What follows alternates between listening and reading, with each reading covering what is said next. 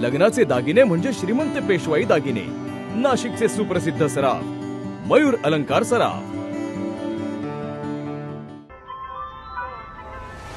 ताज्या बातम्यांसाठी नाशिक न्यूजच्या YouTube चॅनलला सबस्क्राइब करा आणि बेल आयकॉनला प्रेस करा।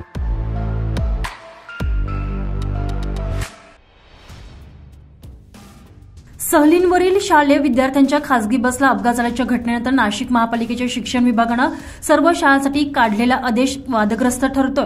शालेय सहलींसाठी आता फक्त राज्य परिवहन महामंडळाच्या बसेसचा वापर करावा अशी सक्ती करणारे आदेश जारी केल्यानं नवा वाद उभा राहण्याची शक्यता आहे। नागपूर येथील सरस्वती विद्यालयाच्या विद्यार्थ्यांना सहलीला घेऊन जाणाऱ्या खासगी बसला अमरावती रोडवर देवरी पेंढरी गावाजवळ अपघात होऊन विद्यार्थ्याचा मृत्यू झाला। त्या बस चालकाकडे परवाना नव्हता, तसेच शालेय विभागाची अधिकृत परवानगी देखील शाळेनं सहलीसाठी घेतली नव्हती।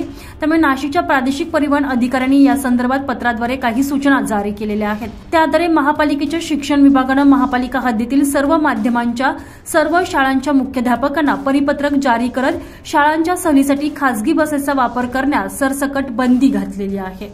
महाराष्ट्र राज्य परिवहन महामंडळाच्या बसने सहल न्यावी असा आदेश काढण्यात आलाय। शालेय सहलीसाठी शिक्षण विभागाची पूर्व परवानगी घ्यावी, सहलीत सहभागी विद्यार्थ्यांच्या पालकांकडून संमतीपत्र घ्यावे, कुठल्याही विद्यार्थ्याला सहलीसाठी सक्ती केली जाऊ नये, सूचनांचे पालन न केल्यास मुख्याध्यापकांवर जबाबदारी निश्चित करणार असं या आदेशात म्हटलेलं आहे। संजय परमार, नाशिक न्यूज, नाशिक।